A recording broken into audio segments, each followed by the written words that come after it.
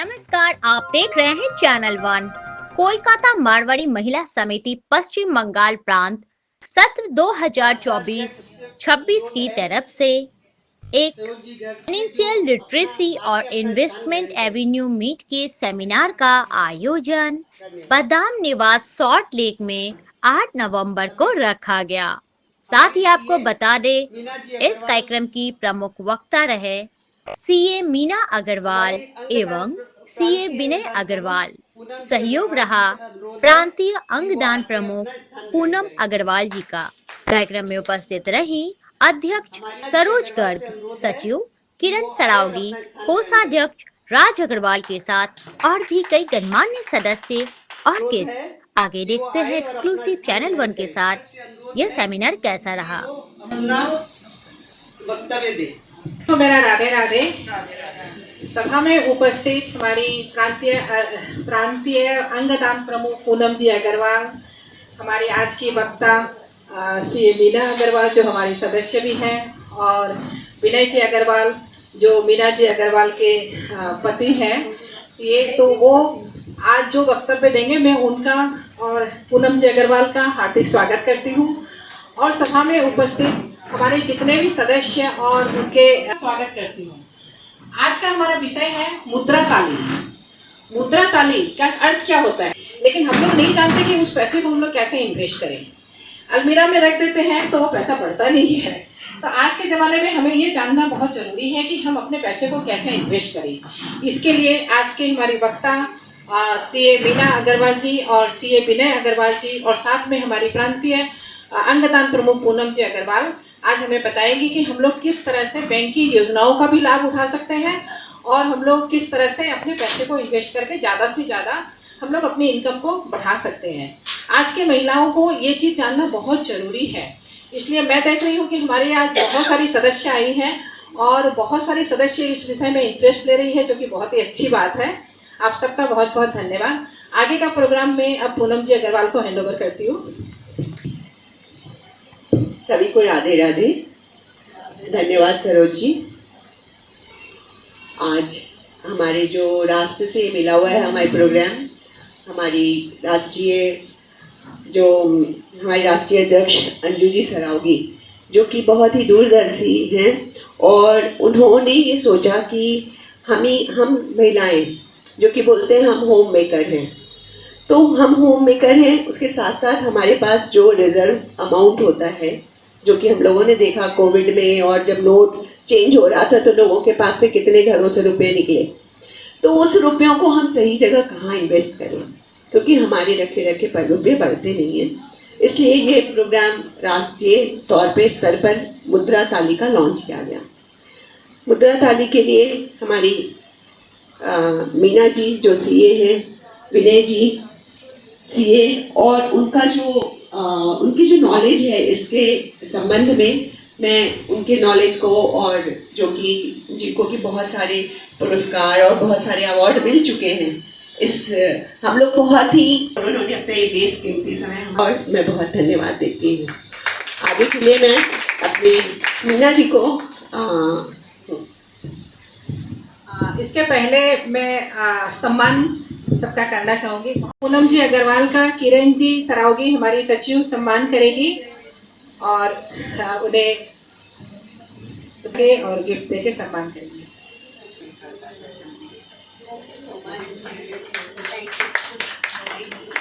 हमारी सीए मीना जी अग्रवाल का सम्मान करेगी कोषाध्यक्ष राज जी अग्रवाल।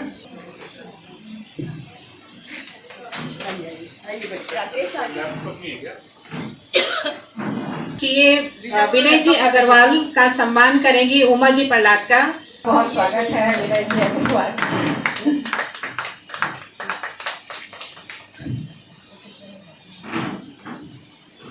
सबको हरे कृष्णा, राम राम, राधे राधे, नमस्कार।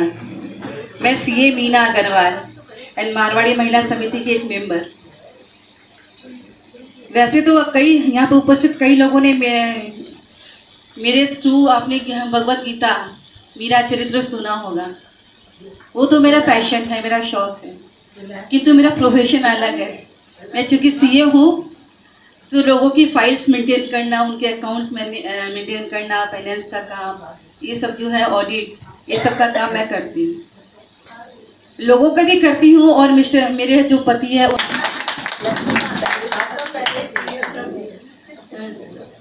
तो इससे पति भी कंट्रोल में थोड़ा रहते हैं। बहुत जरूरी है सेशन आज का जो किया है सरोज भाभी ने और किरण भाभी, पूनम जी लोग ने मिलके,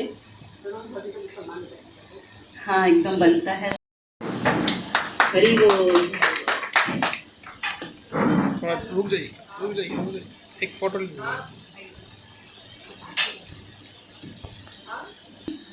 कि भाई आज का सेशन सबके लिए बहुत जरूरी है और उसको सेव करना बहुत अच्छे से जानती हूँ।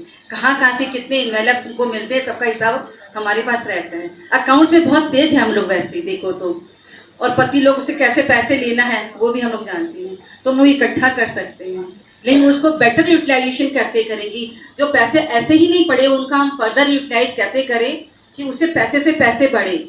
इसमें हम लोग, हालांकि बहुत लेडीज लोग कर रही है कुछ ना कुछ, आज के ज़माने में सब कुछ ना कुछ कर रही है, फिर भी हम लोग पीछे हैं। हम लोगों की जो गवर्नमेंट की स्कीम है, बैंकों की जो स्कीम्स है, हम लोगों को इतनी पता नहीं है। तो इसी का डिटेल देने के लिए मेरे पति जो मिस्टर विनय अग्रवाल है, वो उनका क्वालिफिकेशन सीए है, किंतु वो प्रैक्टिस में नहीं है, और वो IIM जोका से उन्होंने एग्जीक्यूटिव MBA किया है। लेकिन उनका बिजनेस जो है फास्ट कैपिटल मार्केट्स लिमिटेड है, जिसके अंडर में हम लोगों की मेंबरशिप है national stock exchange NSE, Bombay stock exchange BSE, depository participant जिसको हम लोग DP कहते हैं, हम लोगों की खुद की मेंबरशिप है, जिसके अंडर में जो वो है सब तीनों के तीनों हमारे फास्ट कैपिटल मार्केट्स लिमिटेड के अंडर में है। हमारी ऑफिस 3 रोड में है। धन्यवाद देती हूँ क्योंकि उन्होंने इतने अच्छे प्रोग्राम को ऑर्गेनाइज किए हैं जिससे सबका फायदा होने वाला है, विशेषकर पूनम, सरोज भाभी, किरण भाभी, क्योंकि मेरा भी इंटरेक्शन उनसे ज़्यादा हो रहा है और उन्होंने ये आगे होके किया है, तो उनको बहुत बहुत धन्यवाद। सरोज जी, किरण जी, पूनम जी, आप सबको बहुत बहुत धन्यवाद। आप लोग जो सब लोग आए हैं, मेरी आवाज़ जा रही है ना आप तक? आप सबका बहुत बहुत धन्यवाद कि आज आप लोग ने समय निकाल के इस सेशन के लिए टाइम निकाला और मुझे आपने ये एक अवसर दिया कि हम लोग अपने विचार साझा कर सकें। क्योंकि ऐसा है कि सारा चीज़ हम जानते हैं ऐसा सही नहीं है। यहाँ अगर हम लोग 25 लोग हैं, 25 विचार रखेंगे तो जो एक विचार के साथ रहते हैं वो 25 विचार के साथ हो जाएंगे। तो हम लोग अपने जो जानकारी है वो हम एक दूसरे से साझा करेंगे। तो आप इसको ऐसे ही मान के चलिए। और इससे पहले कि हम अपना सेशन शुरू करें, मैं ऑफ दी सेशन जो मीना ने बात कही कि पतिदेव का भी मैं ही मैनेज करता हूँ, तो आपको एक टिडबिट्स साइडलाइंस में बता देता हूँ कि जब हम लोग की देखा देखी चल रही थी तो मेरे दिमाग में था कि CA से ही करना है। उसी दरम्यान हम बोला मेरा ये असेसमेंट फंसा हुआ है, तुम डिपार्टमेंट जाती हो तो ला दो। पक्का कुछ भी नहीं हुआ, चेक करने के लिए लाती है तो ला सकती है, ला दो। हाँ, फिर हम ये भी सोचे कि 5,000 भी बच जाए। ये 94-95 की बात है। हाँ, तो दूसरे दिन मैं स्टॉक एक्सचेंज में मेंबर था, तो क्राई आउट सिस्टम था उस समय हॉल में, जो हम लोग पुकार के सौदा करते थे, अगर आप लोग को ध्यान हो तो उस समय ये अपने चाचा के यहाँ वो मेरा असेसमेंट ऑर्डर भेज दी। तो ये एक टिडबिट्स जो आपको बताया कि ये उस समय की बात है। और फिर हमारा अकाउंट्स मेस में था, हमको खाली काम से मतलब है। हमसे अकाउंट्स, भले हमने CA कर लिया लेकिन मुझे अकाउंट्स नहीं होता था। और अकाउंट्स देखिए काम के लिए उतना ही जरूरी है, नहीं तो काम बेकार हो जाता है, आपका पूंजी का ही नहीं मालूम। तो उस दिन से आई है जब से ये मेरा अकाउंट संभाल रखी है, और कच्चा पक्का सारा पैसा का हिसाब इसके पास है। कच्चा पक्का सारा हिसाब इसके पास है। तो ये एक फ्लिप साइड है। अच्छा, अभी नहीं, अब मैं सच बताता हूँ, अभी भी अगर आपका हमारा कोई लेन देन है, अगर हमारा आपका कोई लेन देन है, पक्का का है तो वो सिस्टम बोलता है, कच्चा का कोई लेन देन है तो मैं मीना से पूछ के बताऊँ। It is like that. खैर, आप सबने कहा कि हम लेडीज के पास कुछ पैसा बच जाता है तो उसका हम सदुपयोग कैसे करते हैं, किसी न किसी तरह हम करते ही हैं। तो मेरा ये कहना है कि खाली आपके पैसे जो बच जाए ना, हम उसकी बात नहीं करते हैं, हम सारे पैसे की बात करते हैं। क्योंकि आपके पास जो बच जाता है वो क्या होगा, पूरे टोटल नेटवर्क का 1%, 2%, 3%, 10%, आप पर डिपेंड करता है आप कितना बचा लेती हैं। तो मान लीजिए आप 10% बचा लेती हैं, तो हम लोग 10% को एड्रेस करने नहीं आए। हमको ये पैसा समझना चाहिए, फिर वो 10 पैसा हो या 1 रुपया हो, सारे परिवार का पैसा समझना चाहिए। और ऐसा हम नहीं समझते, हम हर वक्त ये सोचते हैं हम जो बचाती है, मेरा जो अलमारी में खाली उसकी चिंता है। हमको तो उसी की है। हाँ, बैलेंस हम संभाल लेते हैं, लेकिन जानकारी रखनी चाहिए। और उसके लिए मैं आपका एक 3 मिनट का वीडियो दिखाता हूँ। इन लोग को एक टेस्ट के लिए बुलाया गया। Now I'm going to ask you a bunch of questions. If your answer is a yes, step forward. If it's a वो कुछ सवाल करने वाली है, अगर आप यस है तो आगे बढ़िए, नो है तो वहीं खड़े रहिए और या पीछे चली जाइए एक step. of death. Did you learn music? एक मिनट थोड़ा तेज कर दीजिए। If not, take a step back. In the beginning, I think the questions were more general. People were still going forward and backward. Questions like there was funny. to Stop see, कहाँ like, से कर the सकते? cooking question. There were a lot of men who went ahead, and then there were women who went behind. Do you usually make all the household bill payments? Know the circle rate in your area? Do you know the price? किस crowd है, ladies भी है, gents भी हैं, सब as की हैं। तो जब जनरल क्वेश्चन रहता है, सब मोटा मोटी आगे जा रहे हैं कि म्यूजिक आता है, वो आता है, और जैसे जैसे क्वेश्चन स्पेसिफिक होते जा रहा है तो उसमें आगे पीछे हो रहा है। वो डिवाइड को आप मार्क करिएगा। Breakup of your salary. Breakup salary का As मालूम है? the questions unfolded, the stark difference came out visibly. Do you know the details of the fine sign? किसी की सहायता के लिए Budget. पढ़े लिखे अपने अपने फील्ड के महारथी हैं। Manage your own finances and earnings unassisted. Your own income tax return. Now, everyone who's in front, could you please turn around and look behind you? Initially, when you guys started moving, there wasn't such a big gap. देखिए, मेरा मकसद इस video को दिखाने का इतना ही था कि जब हम जनरल क्वेश्चन कर रहे थे तो एक होमोजेनियस क्राउड है, माने लड़का भी अगर कुकिंग जानता है तो वो आगे जा रहा है और लेडीज तो जानती ही नहीं। और जैसे जैसे फाइनेंस से रिलेटेड स्पेसिफिक क्वेश्चंस आते गए वैसे वैसे ये डिवाइड बढ़ गया और बहुत कम लोग आगे गए। लेकिन ये बहुत जनरल ऑब्जर्वेशन है, आप देखेंगे खाली जेंट्स आगे गए। हाँ, तो लास्ट में आप देख रही हैं कि लेडीज सब एकम्प्लिस्ड हैं, सब पढ़ी लिखी हैं, अपने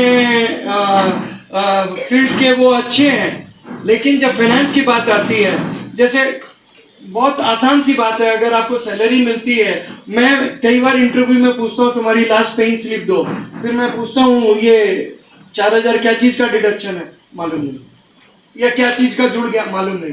तो आप अपने डॉक्यूमेंट्स, फाइनेंशियल डॉक्यूमेंट्स ठीक से समझिए, ठीक से उसको पढ़िए और आपके नॉलेज होएगा और उसके साथ 10 नॉलेज और आएगा। तो मेरा ये वीडियो दिखाने का मकसद एक ही था कि when it comes to finance, हम लोग वो देखते हैं, घर का कोई भी है बस वो देखता है, उसमें कोई लेडीज भी हो सकते हैं, जेंट्स भी हो सकते हैं, हम नहीं माथा लगाते हैं, या हमको खाली हमारे पैसे जो लिमिटेड पैसे मेरे पास है उससे ही मतलब रहता है। जबकि ऐसा विचार कम से कम त्यागने का, छोड़ने का, अपने को आज से ही छोड़ दीजिए, या उस तरह हम विचार को आगे बढ़ाइए कि हम सारी चीज 360 डिग्री समझें। आप जब समझेंगे 360 डिग्री, तभी फैमिली आपको अपने डिसीजन मेकिंग में इन्वॉल्व भी करेगा, नहीं तो आपको इन्वॉल्व नहीं करेगा। कहाँ दुकान लेनी है, कहाँ बेच देनी है, क्या लेना है, क्या बेच देना है, उस समय आपको इन्वॉल्व नहीं किया जाएगा। तो आप जितना इनलाइटेंड रहेंगे तो आपको इन्वॉल्व किया जाएगा। और मेरा भी ये मानना है कि आप इन्वॉल्व करिए सारे डिसीजन मेकिंग में, क्योंकि वो सारे डिसीजन मेकिंग में आपका फैमिली पार्टनर है। फाइनेंस में क्यों नहीं, म्यूचुअल फंड वो लगा दिए, जिसमें भी लगा दिए, अरे मैं ये नहीं बोलता हूँ वो लगा दिए ठीक है, लेकिन वो किस में लगाए, क्या रिटर्न आ रहा है, उसको रिव्यू करना है। तो वो तो और 10 काम करते हैं, तो 2-4 काम आप संभाल लीजिए। अच्छा, कई के हैं वो खाली कमा रहे हैं, उनका इन्वेस्टमेंट प्रॉपर नहीं है। पूछ लेता हूं कि आपका मेडिक्लेम कितना, बोला है, तो वहीं पर अगर बात को छोड़ दें तो खत्म हो गई बात। फिर आगे चला के पूछता हूँ कितने का है, बोला 5 लाख। बोला 5 लाख में तो तेरा एक घाव का भी इलाज नहीं होएगा। क्या कर रहा है, उसको टॉपअप करा। इंश्योरेंस है, नहीं है।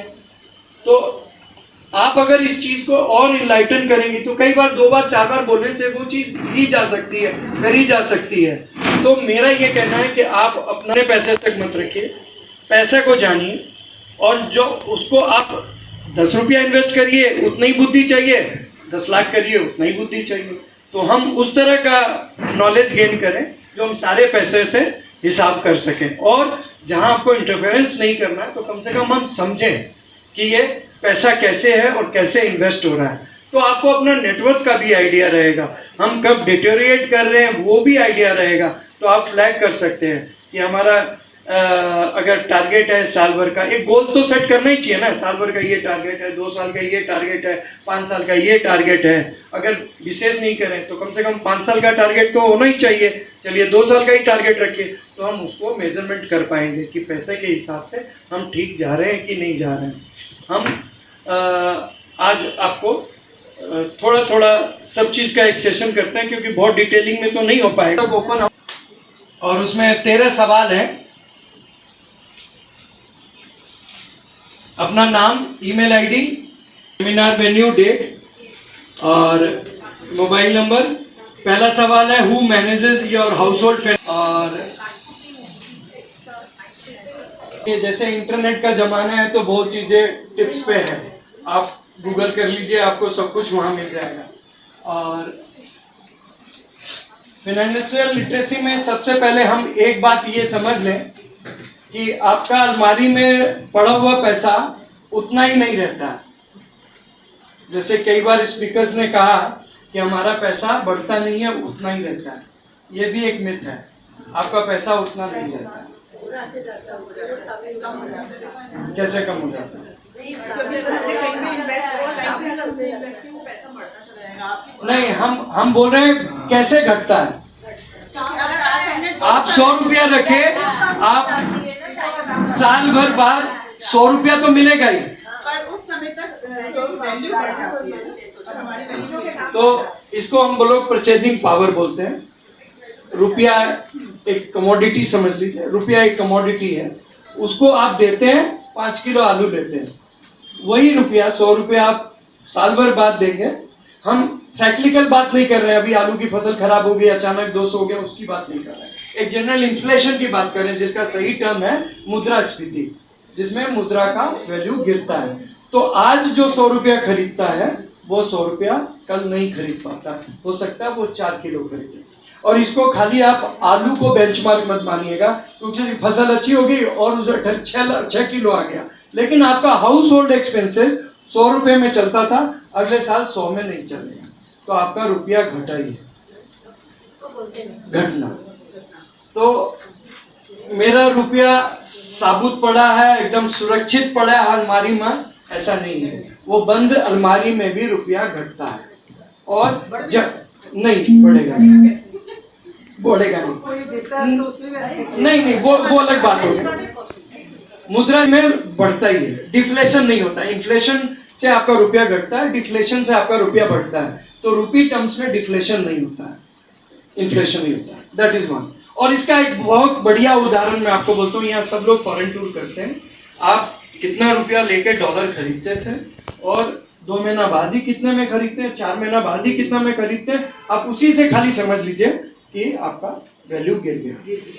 ठीक है ना। मेरे ख्याल से दाल चावल भी बहुत दाम बढ़ गया, तो उससे आप समझ लीजिए मेरा वैल्यू गिर गया। तो अब आपको कितना कमाना है, हम आलू छोड़ दीजिए, दाल चावल पर्टिकुलर चीज छोड़ दीजिए। मेरा चौका का खर्चा 10,000 में चलता था, अब साल भर बाद अगर 12,000 में चले तो हमको मिनिमम 2,000 तो कमाना है। तो ये हो गया गोल सेट करना। देखिए आप लॉजिकली सोचेंगे ना, तो उसका इंग्लिश टर्मिनोलॉजी जो भी आए लेकिन आप भी वैसा ही करेंगे और कामोबेश हो सकता हम करते हो, ठीक है ना। अब आपको 10 से 12 घर खर्चा के लिए चाहिए, तो आपका लाइफस्टाइल भी बढ़ गया, मान लीजिए 15 ही चाहिए। तो अब फैमिली का गोल हो गया कि 10 कमाते थे, अब हमको 15 कमाना है। तो 15 कमाना है तो 15 क्या तो हम अपना बिजनेस करें 1 और 2 इन्वेस्ट करें, ठीक है ना। तो हम कितना कमाएं या कितना इन्वेस्ट करें कि वो 15 तक पहुंचे। 15 तक नहीं पहुंचता है तो कश्मकश में आपका बजट जाएगा, लाइफस्टाइल गिरेगा। तो हमको गोल सेट करना है लाइफस्टाइल और ऊपर करने का, नीचे करने का तो गोल सेट करना नहीं है। तो आज हम लोग यही समझेंगे कि हम कहाँ इन्वेस्ट करें। तब वो चलता हूँ, पैसा कहाँ से आया, पैसे के थॉट्स कैसे आए। पहले पैसा नहीं था, और ये चीज एक चीज और बताती है कि हम सब लोग पहले पैसा नहीं था। पहले क्या था, कमोडिटी। आपके पास गेहूं ज्यादा है, आपके पास चावल ज्यादा है, तो आपने इनको 5 किलो गेहूं दिया, फिर कोई अनुपात में आपने 3 किलो 3.5 किलो चावल ले लिया। तो पैसे की उत्पत्ति वहां से हुई। पहले इंसान को यह समझ में आया कि हम पूर्ण नहीं है, किसी के पास कुछ है, किसी के पास कुछ है। तो उस समय लोहार था, लोहार आपके बर्तन बना देता था, तो उसके बदले में आप उसको गेहूं वाला गेहूं दे देता था, चावल वाला चावल दे देता था, और हल्दी वाला हल्दी दे देता था, ठीक है ना। तो ये कमोडिटी उस समय पैसा का रूप में काम करती थी। मैं अभी भी बताता हूँ, गांव में जैसे आप लोग कभी पूछे नहीं होंगे, आपका नौकर अभी देश गया है, क्यों गया? नहीं, अभी धान का टाइम है। मैं बताऊं, क्योंकि मैं एक एक चीज समझता हूँ उससे, क्यों जा रहा है, किस दिन क्या करेगा, क्या है। तो बोला क्यों गया, बोला धान काटेंगे। तो अभी गांव में क्या रिवाज है, पहले 3 केजी था, अब दिन भर वो खेत में काम करेगा, उसको 5 केजी अनाज वो देगा। पहले 5 रुपया भी देता था, अभी रुपया है कि नहीं पता नहीं, होगा वो तो 5 का 100 रुपया हो गया, 50 रुपया हो गया होगा, लेकिन 5 केजी अनाज देगा। तो अगर वो 30 दिन काम करता है तो उसके घर में 150 केजी अनाज आ गया आज की डेट में भी। तो उसने अपना श्रमदान दिया, उसको अनाज मिला। तो अगर उसके घर में 3 भाई है वो लोग, तो आज 150 इंटू 450 केजी अनाज आ गया, उनके पास साल भर का अनाज हो गया। अब वो धान का सीजन नवंबर में खत्म हो जाएगा, दिसंबर फर्स्ट वीक में सब आ जाएगा। तो ये कामोबेश जो हमको मालूम है अभी भी चल रहा है, बाटर, ठीक है ना। जब राजा महाराजा और रूलर का राज आया तो उन्होंने अपने साइन, अपने फोटो, ये सब का मेटल में डाल के लोहार से बर्तन बनवाना बंद कर दिया, उन्होंने कॉइन्स बनवाने चालू कर दिए, और कॉइन्स में जितनी मात्रा का मेटल रहता था उस हिसाब से उसकी वैल्यू कर दी। अगर उसमें निकल है, निकल का ये रेट, सोने का ये रेट, चांदी का ये रेट, और ज्यादातर वहाँ प्रेशियस स्टोन से ही, मेटल से ही बनता था। निकल उकल तो आज बनने लगते हैं। तो फिर उस रुपए का, बाटर का एक स्वरूप बदला। जिस तरह मैंने आपको बताया कि 5 किलो गेहूं देने से 3.5 किलो चावल मिला, तो 3.5 का मतलब उसका एक वैल्यू, उसका 40 रुपया, उसका 60 रुपया। तो अब चलो भाई 40-60 का लड़ाई नहीं करेंगे, अपने कॉइन्स ही बना दिए, और कॉइन्स आप दीजिए और लीजिए। फिर कॉइन्स आने से लोगों के ये सुविधा बढ़ गई कि अब मेरे को खाली, वो उसके पास तो चावल है, तो खाली चावल नहीं, अब मेरे को उस कॉइन से जो भी खरीदना हम खरीद सकते हैं। तो वो सुविधाएं बढ़ गई। तो जब वो सुविधा बढ़ गई तो फिर रूलर्स लोग को ये लगा, या जिनके पास पैसा रहता था उनको भी ये लगा कि ये वजन बहुत ज्यादा है। इसको अगर उस समय मार्केट्स दूर दूर हुआ करते थे, ऐसा नहीं था कि नीचे है ऊपर है, तो दूर दूर हुआ करते थे, इनका वजन बहुत है, चोरी का भी डर, गिरने का डर, छितई का डर। तो फिर उसको हल्का करने के लिए पेपर करेंसी है। और पेपर करेंसी का आप लोग को बता दें बहुत विरोध हुआ। लोग ये सोचने लगे कि कॉइन्स था तो मेरे पास कम से कम मेटल तो था, तो करेंसी में तो मेरे पास कुछ नहीं है। तो उस समय फिर गवर्नमेंट ने ये लिखना चालू किया कि this is a bill, this is not a note, it is a bill which I promise to pay. अगर आप देखेंगे 1 रुपया 2 रुपया के नोट में फाइनेंस मिनिस्ट्री लिखता है कि this money is entitled worth 1 rupee, and in case of कहीं पर डिस्ट्रस्ट आ जाए, करेंसी खराब हो जाए, कोई वैल्यू एक्सेप्ट नहीं करे, तो मैं 1 रुपया देने का वादा करता हूँ। इसका इवॉल्व क्या हुआ कि करेंसी का आना जाना, दूर दराज आना जाना में दिक्कत होने लगा, तो आपके सामने डिजिटल पेमेंट रही।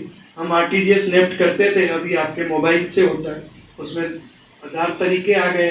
आप मिनटों में रुपया भेज दीजिए, ले लीजिए।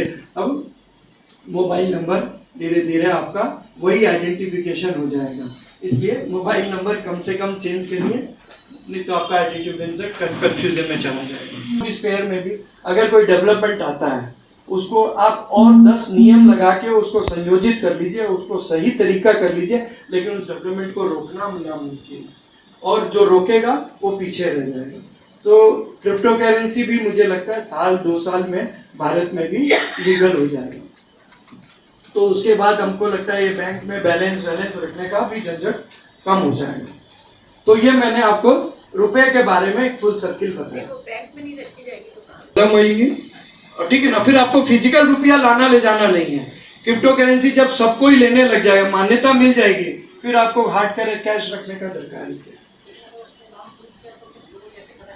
नहीं, मैं यही बोल रहा हूँ, उसमें रुपया डूब रहा है, इसीलिए सरकार ने अभी उसको मान्यता नहीं दी है, क्योंकि उसमें इशूअर कौन है ये नहीं मालूम। इसमें इस रुपये में आपको मालूम है, उसका सबसे बड़ा पिटफॉल है कि इसमें करेंसी में इशूअर कौन है वो नहीं मालूम। यहाँ कम से कम आरबीआई फाइनेंस मिनिस्ट्री गारंटी तो करती है, आप डॉलर खरीदते हैं, अनजान है, उस शहर से कोई मतलब नहीं है आपको, लेकिन आपको मालूम है, एक विश्वास है यूएसए पेमेंट करेगा, ठीक है ना। तो वो मान्यता, वो डिफिशियंसी है क्रिप्टो करेंसी में, but going forward I think it should come, ठीक है ना। और हम लोग को गोल क्या सेट करना चाहिए कि पैसा अपने लिए काम करे।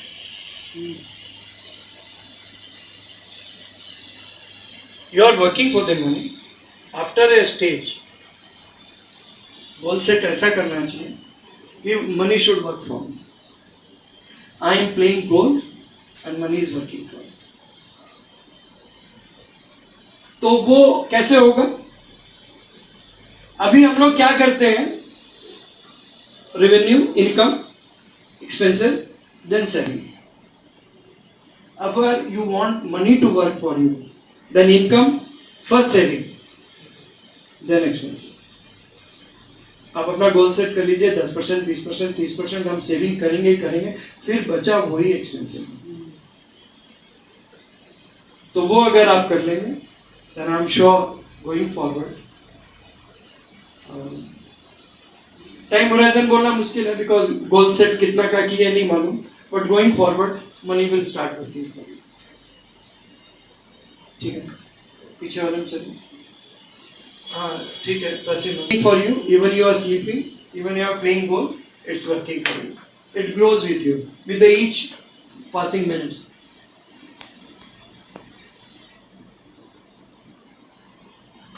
ये वही पिरामिड है। अभी तक हम क्या करते हैं? इन्वेस्टमेंट देन एक्सपेंसेस, ठीक है ना। और ये गोल सेट करने के बाद बहुत मुश्किल नहीं है। % इस तरह का अगर विचार भी कर लेंगे तो वैसा होने लग जाएगा। अभी बोलने में शायद डिफिकल्ट लगता है, बट अगर आप विचार करने लग जाएंगे तो ऐसा हो जाएगा। तो बजट करने का सीधा मतलब ये है कि इनकम से आप सबसे पहले इन्वेस्टमेंट का बजट करें।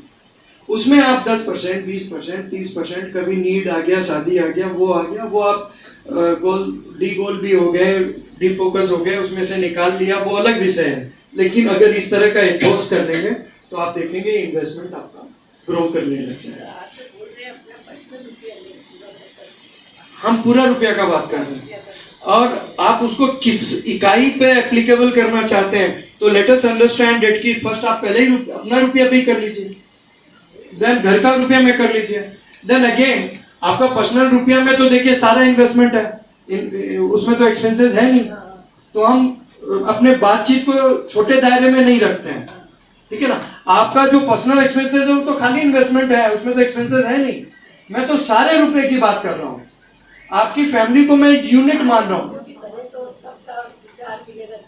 निश्चित मैं उसी की बात कर रहा हूँ। लेकिन इस पर विचार नहीं मिलने का, मतभेद होने का मुझे कम समझ में आता है, क्योंकि हमारा गोल क्या है कि money should start working for me. तो लार्जर गोल तो क्या है?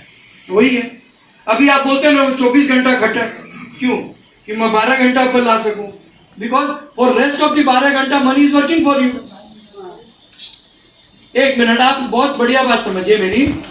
मैं सुबह से शाम काम कर रहा हूं, 12 बजे रात को भी मेरा काम आ गया, मैं फिर कर रहा हूं फॉर व्हाट?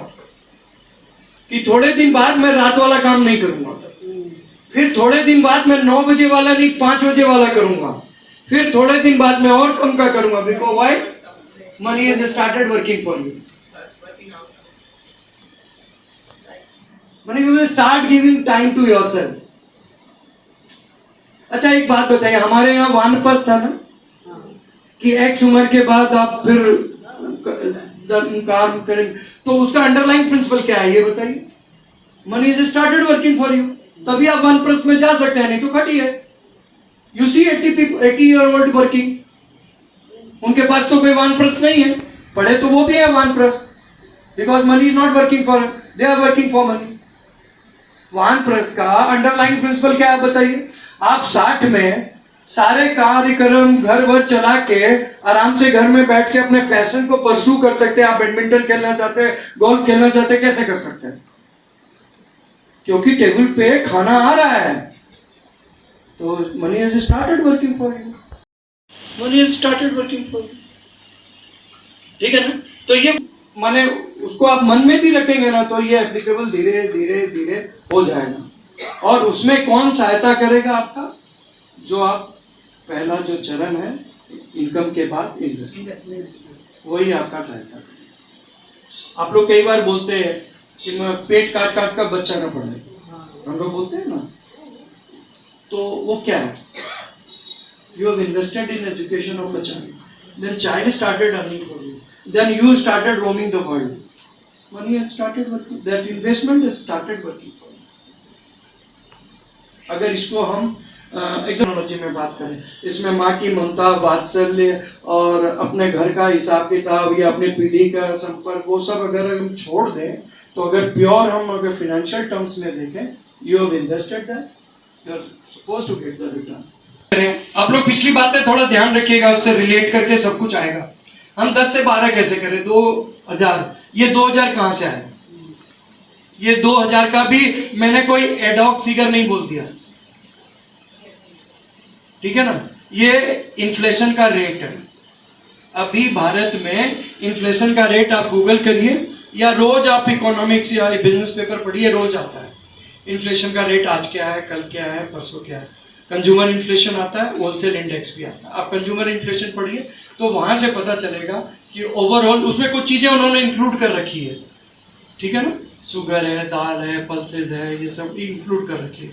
तो आप 10,000 का 12,000 आपको लगेगा। तो हो सकता है किसी मंथ आलू का दाम गिर गया, लेकिन चीनी का बढ़ गया, ये कैसे भी वो लोग फैक्टर इन कर लेते हैं। 1000 आपको बीट करना, अब आपको 13,000 कमाना है या 12,000 प्लस कमाना है, तो कहाँ इन्वेस्ट करना? ठीक है, तो एक है बैंक एफडी, ठीक है, मोस्ट सिक्योर। अभी मैं आपको अनसिक्योर्ड बोलूंगा, आप डिस्टर्ब हो जाएंगे। कोई कोऑपरेटिव बैंक में करेगा तो 5 लाख तक ही सिक्योर्ड है, उसके बाद गवर्नमेंट जब चाहेगा, ठीक है ना? तो कोऑपरेटिव बैंक में तो कभी आप लोग भूल के भी मत जाइए। अपने यहाँ तो रिवाज भी नहीं है, लेकिन बॉम्बे में ये क्या बोलते हैं, महाराष्ट्र में बहुत रिवाज है, गुजरात में बहुत रिवाज है, क्योंकि वहाँ कोऑपरेटिव बैंक्स बहुत है। जब तक फॉर्मल बैंक्स नहीं आई थी तो कोई भी कोऑपरेटिव बैंक खोल के लेना देना चालू कर देता था, तो उसमें करप्शन भी आ गया और वो गलत भी होते चले गए। तो खैर वो अलग बात है। तो ये एफडी मोस्ट सिक्योर्ड समझा जाता है, और आप ये अच्छी बैंकों से करें तो सिक्योर्ड ही है। लेकिन मेरे को लगता है, मैं एकदम फिर आपसे कहता हूँ, ये मेरा पर्सनल ओपिनियन है, एफडी करना क्राइम है। इसमें 6-7% का ब्याज मिलता है, उसमें टीडीएस कट जाता है, ठीक है, और इन्फ्लेशन का जो रेट है वो भी नहीं मिलता है। अगर 10 का 12,000 हो गया मेरा खर्चा, तो उसमें संभवतः आपको 11.5 ही आएगा, तो पैसा आपका अभी भी घट रहा है। तो अगर इसमें देखिए बहुत चीज डिपेंड करता है। अगर यंग है एब्सोल्युटली क्राइम है, अब कोई रिटायरमेंट प्लान में है, 70-80 में है, तो उसको और कोई रिस्क लेने बोल नहीं सकते, तो उनके लिए ठीक है जो, लेकिन उसमें हैसल्स बहुत है, आपको खुद जाना होगा, मतलब बैंकिंग कन्वीनियंस पोस्ट ऑफिस में नहीं है, तो इट्स मेक्स नो पॉइंट। और रेकरिंग डिपॉजिट करते हैं तो it is a good habit कि आप हर महीना बचा के बैंक में रेकरिंग डिपॉजिट कर देते हैं। लेकिन गोइंग फॉरवर्ड मैं नहीं बोलूँगा, आप लोग भी क्राइम ही बोलेंगे, ठीक है? मैं जब आगे बताऊंगा तो आप लोग भी उसको क्राइम ही बोलेंगे, ठीक है? फिक्स्ड इनकम बेनिफिशियरी, हाँ एग्जांपल मैं तो क्रिमिनल काम तो नहीं करेंगे, अच्छा काम बताइए। ये मैन टू मैन डिफर कर सकता है, जो स्पीकर है उसकी सोच में भी डिफर कर सकता है और आपकी प्रोफाइल में भी डिफर कर सकता है, क्योंकि फिनेंशियल इन्वेस्टमेंट का डिसीजन आपकी प्रोफाइल, आपका एज, रिस्क टेकिंग एबिलिटी, आप फैमिली इनकम क्या है, कितना में आप रिस्क लेना चाहते हैं, वो सब चीज़ पे डिपेंड करता है। तो इसका एक थंब प्रिस्क्रिप्शन नहीं है, इन जनरल मैं बता रहा हूँ, which will change with everyone. आपके पोर्टफोलियो में 20% मेटल जरूर होना चाहिए।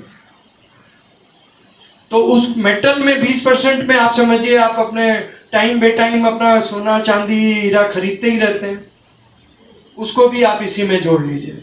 तो 20% आपके 100 रुपया सरप्लस है, तो 20 रुपया, उसमें आपकी इच्छा है कि नहीं मेरा इंटरेस्ट ज़्यादा है तो आप 25 कर लो, 30 कर लो, इट्स अगेन अ चॉइस। तो उसमें मेटल आपका जरूर होना चाहिए, सोना चांदी हीरा प्लेटिनम, बट जिस रूप में भी। अब मैं कॉपर और निकल ये सब की बात नहीं कर रहा हूँ, क्योंकि वो जगह भी लेते हैं। अच्छा, ये लेने के लिए आप सोचते होंगे कि फिजिकल जाके लेंगे, किससे लें? आप लोग को मालूम है, जो दूर दराज रहते हैं, फिर वो बड़ा बाजार से भट्टर से लें, फिर जाके रखें, फिर उसको छिपा के भी रखना है या नहीं रखना है, तो और कितना लें, कैसे लें, और फिर असिस्टेंस चाहिए बेचने जाएं तो आप डिजिटल ले सकते हैं। अभी मेटल आप स्टॉक चेंज से ETF के रूप में भी ले सकते हैं, यस। और उसमें as small as a unit 1 gram भी ले सकते हैं। तो जैसे हम लोग के यहाँ कई लोग SIP करते हैं, हाँ, तो वो लोग SIP, वो पेटीएम एक्चुअली वो वहीं से खरीद के आपको दे देते हैं। नहीं, कोई नुकसान नहीं, कोई नुकसान नहीं। पेटीएम भी मेरी तरह एक ब्रोकर है, वो आपको खरीद के आपके डीमेट में दे देता है। पेटीएम भी ये काम करने लगे, आप ऐसा समझिए, और हम भी खरीद के आपके डीमेट में दे देंगे जहाँ भी आपका डीमेट हो। तो वो विषय नहीं है, विषय है कि आप मेटल जो खरीदना चाहें, फिजिकल खरीदना है फिजिकल खरीदिए, लेकिन कई बार होता है ना कि मेरी चीज़ मेरा करने रहो, मैं सुरक्षित हूँ, लेकिन आप डिजिटल भी ले सकते हैं, वो भी एकदम एज गुड एज सुरक्षित है, उसको कोई छू भी नहीं सकता है। और सबसे बढ़िया बात है, जिस दिन मन कर लेंगे उस दिन आप फ़ोन किए ब्रोकर को, मेरा वो ETF बेच दो, आप बेच सकते हैं। उसमें तो बैकअप मनी छोड़नी पड़ती है। बैकअप मनी माने जैसे अप डाउन होता है वो नहीं, एक मिनट, ETF 1 ग्राम दाम है, 1 ग्राम का कितना 1000 रुपया हुआ ना, आप 1000 रुपया ब्रोकर को भेजेंगे, वो 1000 रुपया में 1 ग्राम ETF खरीद के आपके डीमेट को क्रेडिट कर देगा। बस आप जो आप बता रहे हैं वो ट्रेडिंग से अलग है क्या? वो डिजिटल नहीं, ट्रेडिंग उसी स्क्रीन में है, जहाँ शेयर आप खरीदते हैं वहीं पर है। तो वो ट्रेडिंग में तो मैं बोल रही हूँ, जैसे मैं करती हूँ ट्रेडिंग, हाँ बोलिए ना, तो ट्रेडिंग में तो हमें मनी का बात कर रहे हैं। जब आप पूरा 1000 रुपया दे रहे हैं तो मार्जिन क्यों लगेगा? मार्जिन तो लगता है फाटका में, कि जब आप 1 लाख का सौदा करते हैं और आप 1 लाख नहीं दे रहे हैं, आप सौदा कर लीजिए, और डेली का घटवट आपको डेबिट क्रेडिट होता रहेगा, और डेबिट में आपको पैसा देना होगा। तो मैं एकदम आपको बता दूं, फाटका की यहाँ पर बात ही नहीं कर रहा, ठीक है ना। अब जैसे आप कोई शेयर है जिसमें फाटका नहीं है, आप जब ट्रेडिंग करते हो कौन से शेयर में ट्रेड करते हैं? मैं शेयर्स में नहीं करती, मैं गोल्ड सिल्वर में करती हूँ। गोल्ड सिल्वर में वो नहीं, तो वो आप कमोडिटी एक्सचेंज में कर रहे हैं, ठीक है ना, वो कमोडिटी एक्सचेंज में कर रहे हैं। मैं ETF की बात कर रहा हूँ, जो शेयर कैपिटल वाले स्क्रीन में है। ठीक है ना। वहाँ तो आप 1 किलो 2 किलो ऐसे लेना पड़ता है, वहाँ ग्राम का नहीं है। वहाँ मिनिमम लॉट मेरे ख्याल से 10 ग्राम है, 100 ग्राम है। तो मैं तो 1 ग्राम की बात कर रहा हूँ, ठीक है ना। यहाँ पर क्या म्यूचुअल फंड करता है, आप 1 ग्राम का जो पैसा देते हैं वो उसी वक्त गोल्ड खरीद लेता है। तो every ETF is backed up by gold, physical gold. वो ऐसा नहीं है आपसे 1000 लेके आपको 1 ग्राम का क्रेडिट दे दिया और उसके पास गोल्ड नहीं है।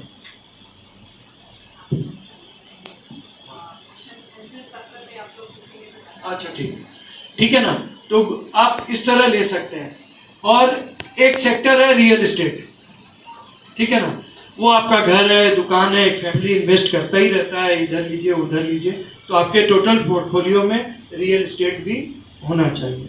तो अगर कोई फर्दर प्लानिंग नहीं है तो आप इसको ऐसे ही समझिए कि आपके पास घर है, दुकान है और फ्लैट लेते देते रहते हैं, तो रियल एस्टेट आपके टोटल पोर्टफोलियो में होना चाहिए। तीसरा, आपके पास जब भी सरप्लस मनी हो तो कहीं और इन्वेस्टमेंट के पहले सबसे पहले मेडिक्लेम लीजिए। कहीं मत इन्वेस्ट करिए, सबसे पहले मेडिक्लेम लीजिए और मेडिक्लेम भर भर के लीजिए।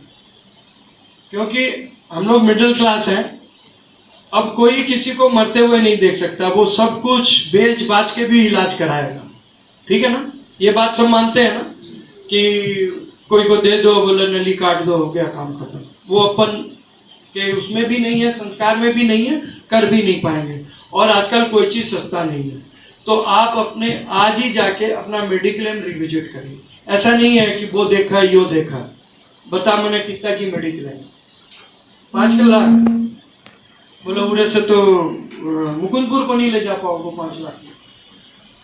आपके मेडिक्लेम में मेरे हिसाब से एयर लिफ्टिंग भी होना चाहिए।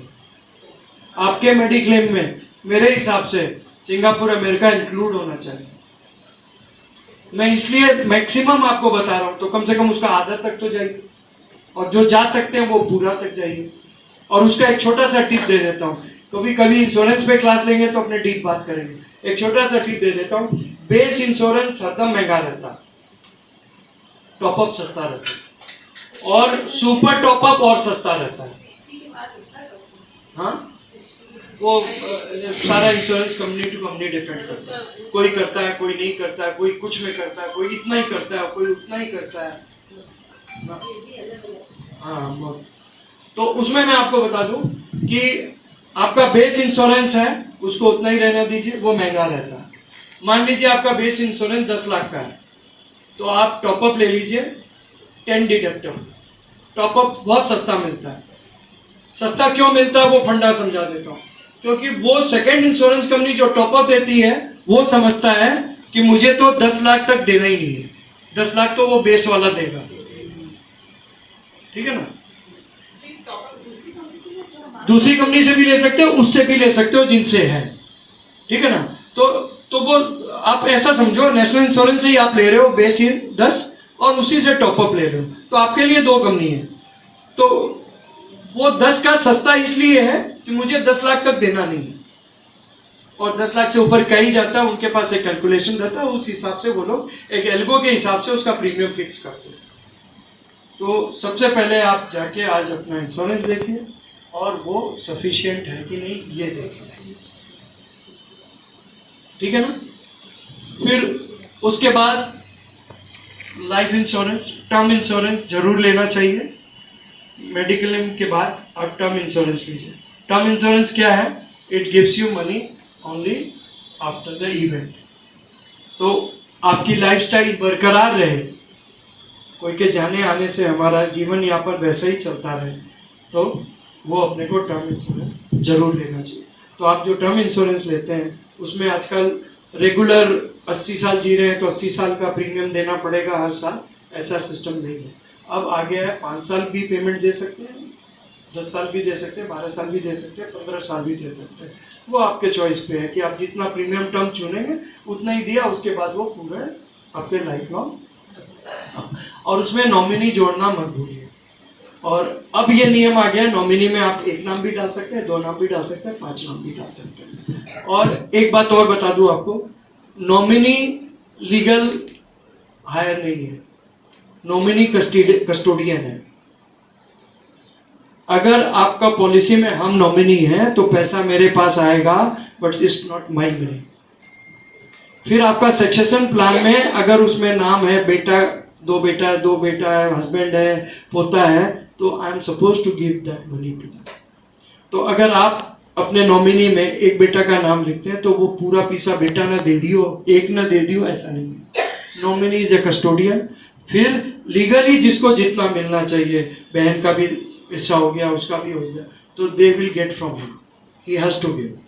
तो ये हम लोग जो नॉमिनी समझते हैं ना कि वो मालिक हो गया, नहीं, is a custodian. Share market को जुआ समझते हैं। अच्छा, कितना लोग पान का दुकान को जुआ नहीं समझते हैं? मैंने एक बिजनेस है, एक धंधा है, धंधा ही। देखिए, शेयर मार्केट या कोई भी मार्केट या पान का दुकान, अगर उसके रूल्स को बिना समझे हम करें तो सारा चीज जुआ। पान का दुकान अगर खबर नहीं रखे, जैसे मेरा पान वाला बोल रहा था कि भैया वो शिफ्ट हो गए क्या? बोला हाँ। बोला मेरा 10,000 का खाता था। तो बोला तुम नजर नहीं रखता है, एग्जिट गेट पे बैठा है कि उसका माल जा रहा है, क्या है, घुस रहा है, 2 दिन से तुम्हारे पास आया नहीं, जो 10,000 का खाता रहेगा तू खबर नहीं रखता है। बोला ठीक है, तुम उसका नंबर ले, वो वहां गया है। कि शेयर बाजार को भी शेयर बाजार के तरीके से अगर आप करेंगे तो वो जुआ नहीं है। और शेयर बाजार की अहमियत मैं आपको 2 मिनट ज़्यादा लेके बता देता हूँ कि आज आपके देश की इकोनॉमी है ना, उसी पे चलती है। हम चले गए, हमारी कई पीढ़ियां चली गई, हिंदुस्तान लीवर आज तक वही है, टिस्को वही है, ऐसी 1000 कंपनियां वही हैं। फिर उसको हम जुआ कैसे बोल सकते हैं?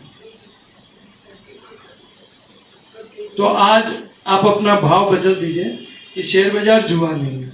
हम लोग अधिकतर इजी गेन के लिए हियर से मैं, अब आज हम कोई शेयर बोल दिया, कल उस पर टूट पड़ा, वो परसों गिर गया, तो बोला आपका तो खराब होगा। अरे आप भी अपनी स्टडी करिए। तो हम जैसे बिजनेस प्लानिंग करते हैं, प्रोजेक्ट रिपोर्ट बनाते हैं, यो काम करना चाहिए कि नहीं करना चाहिए, 20 आदमी से बात करते हैं, वो काम हम शेयर के लिए नहीं करते। तो उन्होंने एक चीज लाया कि हम एक्सपर्ट के हाथ में आप रुपया दे दो। आप राम जी को एक्सपर्ट समझते हो, आप राम जी को रुपया दे दो। राम जी को गवर्नमेंट का एक सपोर्ट मिला कि yes I have appointed Ram ji, you can give your money, तो it gives you some confidence in Ram ji, that is one. Secondly, Ram ji और नीचे में लिख रखे हैं शेयर में निवेश करना खतरनाक है, जैसे सिगरेट में होता है, दारू में होता है, वैसा लिखा हुआ है। ठीक है ना? क्यों? कि हम खेल रहे हैं वैसी ही चीज से।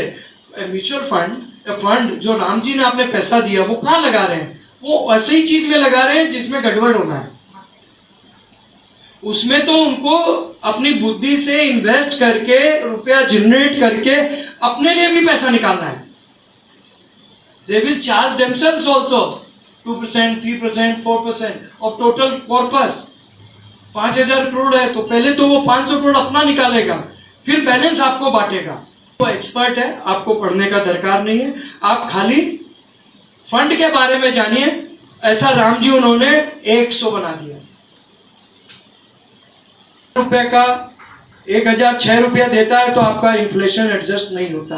1,006 से ऊपर जितना भी दे, 7, 8, 9, 10, 12, 15, तो वो इन्फ्लेशन बीट करता है। और आपके पोर्टफोलियो में अगर शेयर में इन्वेस्टमेंट रहेगा तभी आपका इन्फ्लेशन बीट होगा। And this will make your return average. Average का मतलब हुआ आपने कुछ रियल एस्टेट में लगाया। रियल एस्टेट का आप नेचर समझिएगा। आज 1 लाख में लिया, हो सकता है 3 साल वो 1 ही लाख पड़ा रहे, बोलो जमीन वहीं पड़ी है 20 साल, फिर अचानक कुछ होगा 5वां साल कि वो सीधा ट्रिपल हो जाएगी। तो जमीन का साइकिल ऐसा है। और इसका मेटल का भी साइकिल ऐसा है। 2 साल पहले का गोल्ड का रिटर्न बहुत एवरेज था, ये 2 साल का रिटर्न उसको एवरेज को अबव एवरेज लेके चला गया। इसीलिए उसको 20% और 20% हम रियल एस्टेट बोलते हैं। और बैलेंस मनी प्लीज आप लोग एफडी में मत इन्वेस्ट करिए, म्यूचुअल फंड में इन्वेस्ट करिए।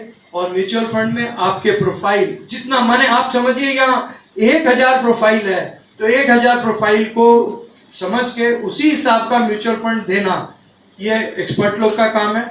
वही म्यूचुअल फंड दे देते हैं और उसमें बहुत प्रॉब्लम नहीं है। 3 महीना 6 महीना एटलीस्ट देना चाहिए, साल भर एटलीस्ट देना चाहिए कोई फंड को। उसमें आप रिव्यू कर लीजिए, उससे निकल जाइए, दूसरे में लगा दीजिए।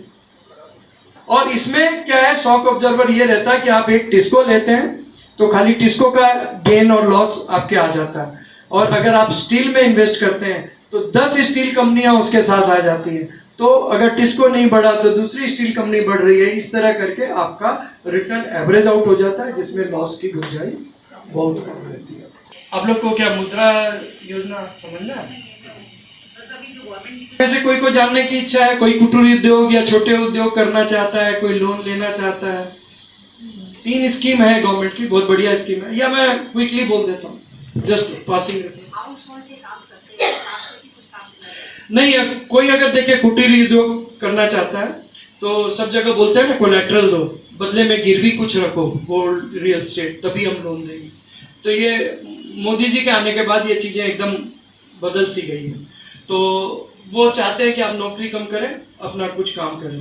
तो अगर आपको 50,000 का लोन चाहिए तो बैंक देगी, और उसको शिशु लोन बोलता है, और उसमें ब्याज भी बहुत कम है, और वो बैंक ना नहीं कर सकती है। एक स्टैंड अप लोन है, इसमें शेड्यूल कास्ट, शेड्यूल ट्राइब और महिलाएं, खाली ये 3 ही लोग एलिजिबल हैं। तो महिलाएं चाहे शेड्यूल कास्ट हो, शेड्यूल ट्राइब हो, या नॉन जनरल कैटेगरी हो, जैसे अपन है जनरल कैटेगरी में, अपने मेल इसमें नहीं है, खाली फीमेल्स ऑफ ऑल कैटेगरीज, और schedule caste, schedule tribe, either male either female. ये लोग को आप 8% पे प्रोजेक्ट कॉस्ट दिखाना पड़ेगा, और टेन्योर 7 साल का होगा, लंबे समय के लिए लोन मिलेगा, और 18 महीना लोन का रिपेमेंट नहीं देना पड़ेगा। हाँ, 18 महीना आप अपना बिजनेस जमाइए, फिर आप देने की क्षमता बढ़ाइए, और फिर आप पैसा दीजिए, और नियरेस्ट बैंक में जाना है, प्रोजेक्ट रिपोर्ट देना, तब आपको इस पर लोन मिल जाएगा। सबसे आसान तरीका है। हम लोग में से कई लोग एक मिथ लेकर चलते हैं, क्रेडिट कार्ड नहीं रखते, फिर तुम ध्यान रखो को पेमेंट कर लो, यो कर लो। लेकिन मेरा आप लोग से आग्रह है कि आप लोग क्रेडिट कार्ड जरूर रखिए, उसमें बेसी नहीं, छोटा खर्चा करिए और उसको टाइमली पेमेंट करिए, तो आपका सिविल स्कोर क्रेडिट कार्ड से ही बनेगा। सिविल स्कोर 600 से ऊपर होने से ही क्रेडिट वर्दीनेस गवर्नमेंट देखती है, और सब बैंक लोन देने से पहले उसी को देखती है। आप कहीं डिफॉल्ट कर रखे हैं तो वो 600 के नीचे होगा, और आपको कोई भी बैंक लोन नहीं देगा। तो जिनको भविष्य में लोन लेना हो, आगे बढ़ना हो, क्रेडिट कार्ड जरूर मेंटेन करिए, या लोन नहीं भी लेना हो, सिविल स्कोर सबका होना चाहिए और 600 प्लस होना चाहिए। बात अच्छी लगी होगी।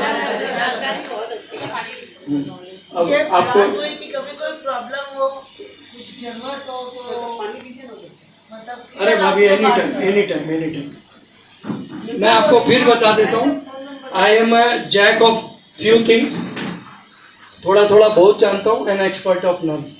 We are life long student, तो रोज सीख ही रहे हैं। अब कैश को हम लोग कैसे इन्वेस्ट करेंगे? हम बोलना भूल गए। मैं सोच के आया था, लेकिन मैं सोच के आया था, शिव जी ने उसको पीपीटी में नहीं डाला, चूंकि इट रिलेट्स टू कैश। और मैं आपको बता देता हूँ, कैश रखना अब गुनाह है। This is another crime. चलती हैं तो मेरी फाइल दे दे मना।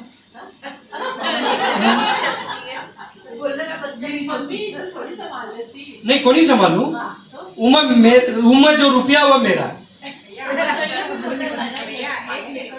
ये बहुत अच्छा अर्न करती है, आपको बता दूं। इनको कुछ नहीं पता इनका हिसाब किताब क्या है। नहीं देखिए, हिसाब किताब नहीं रखेंगे ना तो पूंजी खाती जाएगी, तो का व्यापार चलता है। तो फिर जब आप यही समझ रहे हैं तो हमको गलत तरीके से कमाना नहीं है, अच्छे तरीके से तो कमाते ही रहना चाहिए। और कच्चे का रुपया आप लोन में देंगे, मेरा पक्के का है पूरा। एक मिनट, 100 रुपए करिए। कच्चे का रुपया अगर आप किसी को लोन में देंगे, वो आदमी भी हाथ से जाएगा, रुपया भी जाएगा। एक जनरल थंब रूल है। और अब आपकी शर्म तो और भी खत्म हो गई। अच्छा, और दूसरा बात है, मेरे हिसाब से पैसा दिखाना ही नहीं चाहिए। वो पैसा खुद दिखने लगता है, वो एक अलग विषय है। ओढ़ने में, पहनने में, गाड़ियों में, सब में खुद दिखने लगता है, लेकिन दिखाना ही नहीं चाहिए। दिखाना नहीं चाहिए तो उसका एक सबसे बड़ा थंब रूल है, दाएं बाएं किसी को रुपया मत दीजिए।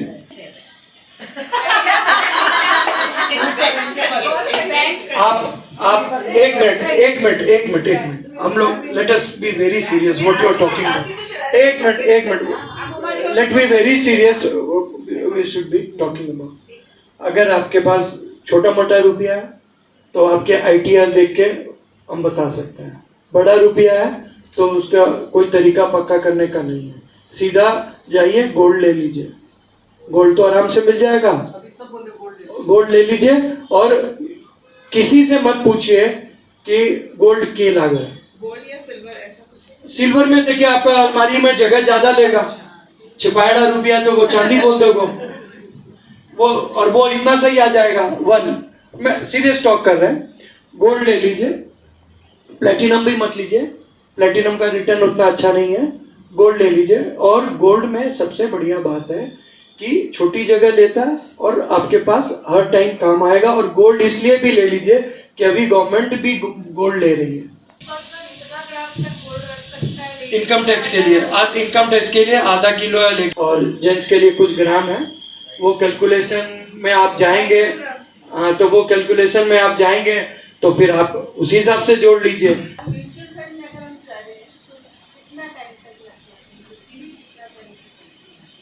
कोई एक इन्वेस्टमेंट को आपको साल भर में रिव्यू करना चाहिए, क्योंकि हर एक साइकिल होता है, वो प्रोडक्ट चलता है नहीं चलता है। जैसे स्टील अभी नहीं चल रहा है और पिछले साल बैंकर चला, तो वो रिव्यू करना चाहिए। और अगर मान लीजिए अपने कोई स्टैटिक म्यूचुअल फंड में है जिसमें साइकिल ठीक ही है, तो to get a handsome return उसको 5 साल का समय जरूर देना चाहिए। आप टाटा स्टील को, वो बहुत मजबूत शेयर है। आप कैडबरी खा लीजिए फिर बात करें। लेकिन रिटर्न भी अच्छा वही देगा। आप एक चीज मान के चलिए, जितना रिस्क उतना है रिवॉर्ड। एकदम साथ साथ चलता है रिस्क रिवॉर्ड। इसको आप ले लीजिए, वो रिवॉर्ड बहुत अच्छा नहीं देगा लेकिन हिलेगा नहीं, आपको कोई तकलीफ नहीं देगा। और कभी 10 रुपया गिर भी गया तो आपका दिल नहीं घबराएगा। अब अदानी में तो पिछले साल तो आपका दिल घबरा क्या होगा? अगर पिछले साल था तो घबरा क्या होगा? क्यों होगा? उसका एक स्टोरी आ गया है, तो रिस्की शेयर है लेकिन रिटर्न भी वही देगा। तो पोर्टफोलियो जब डिजाइन करते हैं ना, तो 10% ऐसा मसाला डालते हैं आपका वाला कि उससे क्या मेरा रिटर्न अच्छा हो जाएगा। नहीं, ऐसा नहीं है, ऐसा नहीं है। देखिए मैं फिर आपको बताता हूँ, इसमें भी सक्सेशन प्लान कि बहुत है। तो जैसे अपने पूजा करते हैं ना, तो आप लोग को कभी ध्यान दिए हैं, अप्राप्त लक्ष्मी प्राप्त्यर्थम, अप्राप्त लक्ष्मी चिरकाल रक्षणार्थम। हस्बैंड मर गया, वाइफ अब कोड ही नहीं दे रही है, क्योंकि रेगुलेटेड नहीं है ना। वाइफ कोड ही नहीं दे रही है, ये अमेरिका की बात है, कोड ही नहीं दे रही है, सबका इन्वेस्टमेंट गया। अब मैं यहाँ बैठ के, या अमेरिका में भी कोई कहाँ बैठ के उसकी वाइफ को कहाँ ढूंढे? And what cause you have, what papers you have, you don't have anything, क्योंकि उसका कोई लीगल फैसिलिटी नहीं है। और दूसरा बताओ, आप इंडिया का केस ले लीजिए, वजीर का नाम सुने? वो क्रिप्टो करेंसी में डील करता था, उसमें हमने इन्वेस्ट करा, उसमें कोई टेरर फंड आ गया, उसको गवर्नमेंट ने बैन कर दिया, आपका पैसा गया। आप जब से पैसिव इनकम के बारे में बता रहे हैं, मैं उसके बारे में जानती हूँ, लेकिन बहुत से जने हैं अभी, क्योंकि आपके हर वर्ड में एक पैसिव इनकम आ रही है। बहुत से जने हैं जहाँ तक मुझे लग रहा है, जैसे मेरे साथ भी बैठे हैं, इनको नहीं पता है कि पैसिव इनकम क्या हो। तो ये वर्ड आपका बार बार आ रहा है और इसी के ऊपर बेस है सारा, कि आप बैठ के अपना, अभी तो आप इतना, पहले चलो हम लोग पूरे 10 घंटे काम करते थे और अब हम अपना टाइम कम कर रहे हैं और हमारी पैसिव इनकम आ रही है। तो किस तरीके से आप ला सकते हैं, तो आप एक बार इनको सबको मीनिंग बता देंगे, इट्स बेटर बता दीजिए। तो बैठे उनको भी पता है कि पैसे इनकम की डेफिनेशन से हमने बहुत मेहनत करके रुपया कमाया, उसमें से रुपया बचाया तो वो अगर अलमारी में है तो ज्यों का त्यों पड़ा, लेकिन वो ज्यों का त्यों नहीं पड़ा। उसकी परचेजिंग की क्रय शक्ति, परचेजिंग पावर घट गई, तो वो लाख रुपया अब लाख नहीं रहा। इन्फ्लेशन के हिसाब से 6%, 5%, 4% हर साल घट रहा है। तो अगर वो लाख रुपया 10 साल से पड़ा है तो वो आप समझ लीजिए 75% हो गया। ठीक है, डिनोमिनेशन में फिजिकल कैश होता है, लेकिन वो घट गया। तो पैसिव इनकम उसको बोलते हैं कि उस पैसे को ऐसा हम क्या करें कि मुझे कुछ नहीं करना पड़े। It earns money while sleeping. Hold करिए। अच्छा, ये जो ज्वेलर्स लोग GYS स्कीम खोलते हैं, लेडीज लोग के पास जो रुपया रहता है सब दे देती हैं, 10 महीना लेके 11वां महीने का ज्यादा देते हैं, फिर उसके बाद में कच्चा में रुपया लेते हैं और पक्का में गोल्ड देते हैं। तो जेंट्स लोग करके बोलते हैं ये आपको बेवकूफ बना रहे हैं। हाँ, नहीं, ये मैं आपको बताऊँ, इसमें कोई बेवकूफ़ी नहीं है। जैसे हम लोग तो किट्टी मिट्टी में देते थे, अब सोचते हैं देखिए क्या करेंगे, ज्वेलर्स के यहाँ देंगे तो फिर बाद में कुछ अच्छा खरीद पाएंगे। सब हम बताते हैं, ये अपने आप ही आते हैं। मैं बता रहा हूँ, एक मिनट सुन लीजिए जल्दी से। इसमें फ्रॉड कुछ भी नहीं है। फ्रॉड नहीं होता है तो नहीं, आपके क्या बोलते हैं घर वाले? भाई ये लोग तो जैसे आप मनी देते हैं, जो सोना का भाव रहता है उससे ये लोग गोल्ड खरीद लेते हैं, तो ये लोग तो हर महीना खरीदते जाते हैं। फायदा इन्हीं लोग का है। तुमको लगता है कि तुमको वो एक महीना का पैसा ज्यादा दे के तुमको खुश कर दिया। अच्छा, एक मिनट, आप दूसरे तरीके से उनको बात पूछिए। ठीक है, नहीं, एक मिनट, उनसे पूछिए। मैं 10,000 रोज आपको देती हूँ 10 महीना, ठीक है? हमको 1,10,000 दे दीजिए। जो वो देता है वो तो बेवकूफ बना रहा है ना, तो चले हम उससे बेवकूफ नहीं बनेंगे, आपसे बेवकूफ बनेंगे। आपको मैं देती हूँ 10,000, आप 1,10,000 दीजिए और आज का दिन में हम गोल्ड जाके खरीद लेते हैं। He will not give। कौन बेवकूफ बना रहा है? He will not give। You got it? समझिए, आपने 10,000 10 महीना दिया, 10 महीना के एंड में आपको वो फोन करके बोलता है 1 लाख, आपने 1 लाख मुझे दिया, 1,10,000 का सोना खरीद दीजिए। तो आपको तो वो 10% का रिटर्न दे दिया। आप तो सिक्योर हो, आपको 10% का रिटर्न। हाँ, आपके इंस्टॉलमेंट्स लेके भाग जाए वो अलग विषय है। गोल्ड नहीं देना चाहते। नहीं, गोल्ड ही देंगे। साथ सेविंग प्लान मत लीजिए। सेविंग प्लान लेने से उसमें रिटर्न अच्छा नहीं है। आप प्योर टर्म इंश्योरेंस लीजिए और बाई इट यंग, एकदम मामूली पैसे में मिल जाता है। जैसे जैसे आप ग्रो कर जाते हैं तो वो महंगा हो जाता है, और कम उम्र में लें तो एकदम, मैंने आपका अगर जिसका इनकम टैक्स फाइल हो और 20, 22, 25, 30 का उम्र हो, एकदम दौड़ के ले लेना चाहिए। और उसमें सेविंग्स को ऐड करेंगे, आपका प्रीमियम वैल्यू बढ़ जाएगा, लेकिन वो सेविंग पार्ट जो एक्स्ट्रा उसने लिया उस पर रिटर्न अच्छा नहीं मिलेगा। वो रिटर्न आप मेटल में, आप म्यूचुअल फंड में या जो भी लगाना है वहाँ लगाएंगे। टर्म इंश्योरेंस का तो यूज है ना कि अगर आपने जिसके भी नाम पर टर्म इंश्योरेंस लिया है तो उसको तो हर साल पूरा जितना जब तक रहेगा, जैसे आप 23 की एज में लिया तो उस समय जो है टर्म इंश्योरेंस की जो वैल्यू पूरे समय वही लेनी पड़ेगी, तो या इसका एक एज लिमिट बता। पहले ये था कि अगर आप टर्म इंश्योरेंस 23 साल की उम्र में 100 साल का लिए मान लीजिए, तो आपको जब तक हम 77 ईयर्स तक देना पड़ेगा। अब आ गया कि आप 5 साल का वाला प्रीमियम भी प्लान ले सकते हैं, 10 साल का प्रीमियम का किसी भी एज ग्रुप, 5 वाला भी ले सकते हैं। 5 वाला नेचुरली प्रीमियम भारी हो गया, 10 वाला ले लीजिए, 12 वाला ले लीजिए, 15 वाला ले लीजिए, 15 वो देखिए आप कि if you have survive that years the policy years, तो आपको प्रीमियम पूरा वापस मिल जाएगा।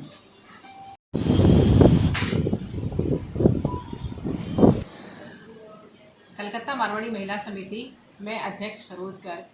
आज हम लोगों ने मुद्रा तालिका कार्यक्रम हमारे सचिव किरण जी सरावगी के घर पे रखा है और हमारी सभी सदस्य इस कार्य के लिए बहुत दिन से अनुरोध भी कर रही थी और ये हमारा राष्ट्रीय कार्य है जो कि हर महिला के लिए बहुत ही ज़रूरी है।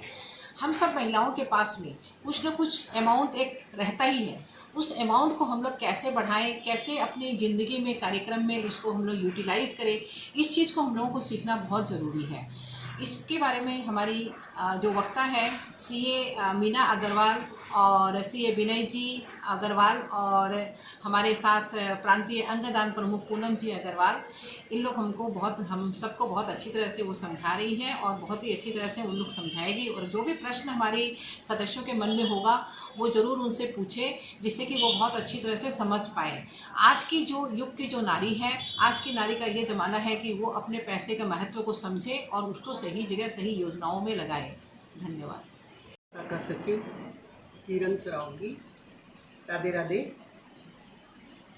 आज ये प्रोग्राम जो रखा गया है वो जो पढ़े लिखे हैं उनको तो फ़ायदा होगा ही। हम जो थोड़ा कम पढ़े लिखे हैं, जो हम लोग लेडीज़ लोग को जानते नहीं हैं कि ये हम लोग को रुपया कैसे इन्वेस्ट करना चाहिए, कैसे आगे बढ़ाना चाहिए रुपया को, कैसे 1 रुपये से 2 रुपया उसको करना चाहिए, हम लोगों को बहुत अच्छे से सीखने मिलेगा। सब लेडीज़ लोग को इसका बहुत फ़ायदा होगा सीखने से। तो ये प्रोग्राम आज मीना जी अग्रवाल जो सीए है, भाई साहब विनय जी अग्रवाल, उनके पति वो भी सीए हैं, वो हम लोगों को समझाएंगे बहुत अच्छे से। और अंगदान प्रमुख पूनम जी अग्रवाल उनके साथ रहेगी और वो हम लोग को बहुत अच्छे से समझाएंगे इस चीज़ को। मेरा नाम मीना अग्रवाल, मैं प्रोफेशन से चार्टर्ड अकाउंटेंट। मुद्रा ताली ये है कि हम अपने पास जो सेविंग्स है, हमारे पास जो फंड है उसको हम कैसे इन्वेस्ट करें, उसको और बेटर तरीके से उसे और कुछ और अर्न कर दिया जाए। वो मनी आइडल नहीं पड़ा रहे, उससे हमारा घर का डेवलपमेंट हो, हमारे नेशन का डेवलपमेंट हो। क्योंकि लेडीज़ लोगों के पास जो फंड होता है वही बचाना जानती है। तो उस बचे हुए फंड को हम बेटर वे में कैसे यूटिलाइज करें, कैसे इन्वेस्ट करें। तो आज के सेशन का यही उद्देश्य है। इसी को हम लोग जानेंगे कि हम किस किस चीज़ों में इसको लगाएं जिससे हमारा भी अच्छा हो, देश का भी अच्छा हो। विनय अग्रवाल है, मेरा नाम विनय अग्रवाल है। अखिल भारतीय मारवाड़ी महिला सम्मेलन की तरफ से मुझे आज बुलाया गया है कि हम फाइनेंशियल लिटरेसी और इन्वेस्टमेंट एवेन्यूज़ पर कुछ इंट्रोडक्टरी सेशन लें, तो मैं इसीलिए आया। Thank you.